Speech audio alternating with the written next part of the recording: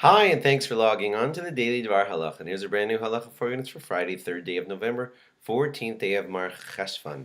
And again, we're continuing on the laws of this short little unit about competing businesses. In Judaism, the laws basically are that it's called hasagas gvul, like encroaching on someone else's border to just step on other people's businesses. Many of these questions will have to be discussed with your particular rabbi, but we're learning some of the basic guidelines as to how Judaism sees it. So here goes. The Gemara also talks about this case where your friend has a big fishing net set up somewhere where he's catching a lot of fish, and you just put your net real near there, such that a lot of the fish that were going to go into his net are now ending up in your net, and the Gemara considered that an improper thing to do, not a proper thing to do. Another one would be if you're trained by business number A. You were an apprentice at this business and you learned everything, you had a lot of customers, and then you break away and take all the customers with you. That would be very problematic if you want to make those kinds of business moves. Work for business A, grab all the customers, get real popular there, and move off and then start your own business. Wow, you got to speak to a rabbi if you're embarking on that kind of thing. It's not so proper. Do discuss it with a rabbi.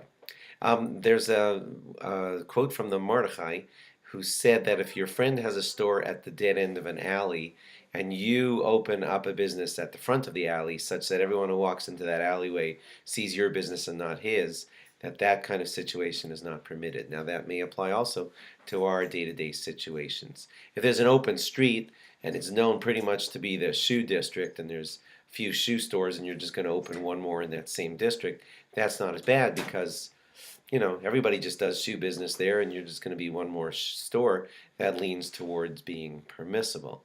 All agree in Jewish law that you don't crush somebody else's livelihood. So, like when you see the Walmarts of today crushing all the little stores as they just take over everything, that would be the kind of thing that a Jewish person should really hesitate on and have long talks with his rabbi before embarking on those kinds of campaigns. If you open something and just decrease a fellow Jew's profits, that leans more to the lenient side. Again, we're just learning the backgrounds here.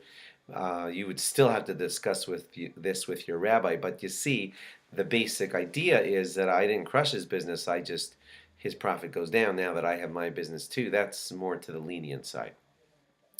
And when you hear us quoting here in this topic that I caused my friend a loss of livelihood, it doesn't only mean that he had to shut down his store, but even if his store could stay open, but he's got to like drastically rearrange his life because you open next to him, that could be called loss of livelihood too. So again, you can't decide any of these laws based on what you're hearing from me here, but you are getting some of the backdrop of how the rabbis view this and how the Torah views it, and now you know what kind of questions to ask your rabbi if you're going to open a website which will crush your friend's website, or you're going to take customers away from your friend, he helped train you in, etc. Now you know some of how the Torah views this, and now you know how to ask good questions to your rabbi about your particular lemonade stand or website, or you're going to be the next Walmart king or whatever.